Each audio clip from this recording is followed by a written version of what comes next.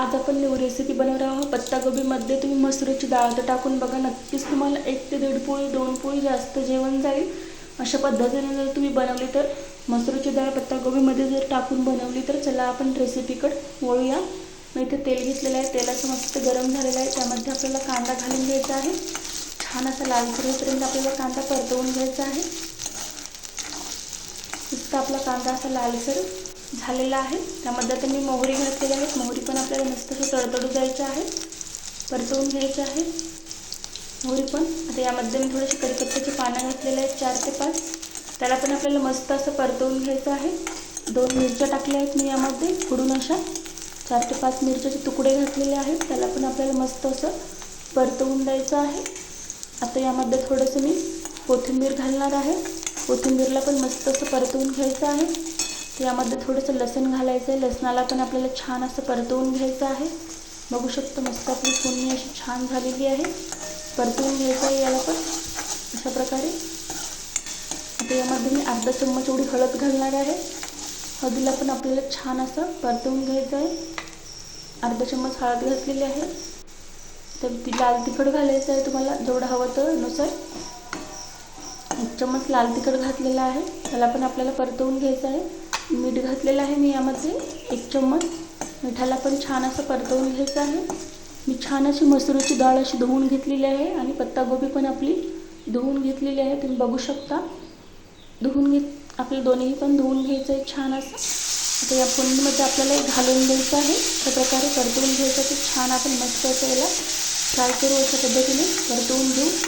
बघू शकता किती मस्त असा कलर आलेला आहे आपल्या भाजीला. खूप मस्त अशी ही भाजी लागते. मुलांना पत्तागोबीच्या भाजीचा फार कंटाळा येतो, भाजी आवडत नाही. जर तुम्ही अशा पद्धतीने जर भाजी बनवली तर नक्कीच तुम्हालाही आवडेल.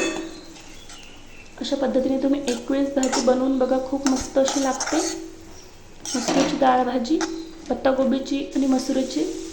थोडीशी कोथिंबीर घालते यामध्ये, असं परतून घेते. खूप मस्त अशी लागते ही भाजी. आपल्याला मस्त असं परतून घ्यायचं 1 मिनटं छान असं. मस्त असं छान असं परतवून घ्यायचं. खूप मस्त अशी भाजी लागते. थोडंसं मी 1 मिनटं प्लेट झाकून ठेवते. आता प्लेट काढू आपण. तर यामध्ये आपल्याला पाणी घालायचं जेवढं हवं तेवढं. जास्त वेळ लागणार नाही मसुरीच्या डाळीला शिजायला, त्यामुळे पाणी जास्त घालू नका तुम्ही. 1 ते 1.5 मिनटामध्ये ही भाजी शिजते वाफेवरतीच अशा प्रकारे. तर यामध्ये आपण थोडीशी कोथिंबीरची घातलेली आहे 4-5 पानं. तर यामध्ये जिरा पावडर घालायचं आहे आपल्याला 1 चम्मच. मस्त असं छान परतवून घेते याला पण. आता 1 ते 2 उकळीमध्ये मस्त आपली भाजी रेडी होते. चला तर आपण प्लेट झाकून ठेवू. बघू शकता. चला तर बघू शकता तुम्ही मस्त आपली भाजी रेडी झालेली आहे पत्तागोबीची. अशा पद्धतीने जर बनवली तर तुम्हालाही नक्कीच भाजी आवडेल. तर यामध्ये मी 1 चम्मच शेंगदाण्याचा कूट घालणार आहे. तुम्हाला जर पातळसर वाटत असेल तर तुम्ही शेंगदाण्याचा कूट घालू शकता किंवा अशी देखील तुम्ही खाऊ शकता.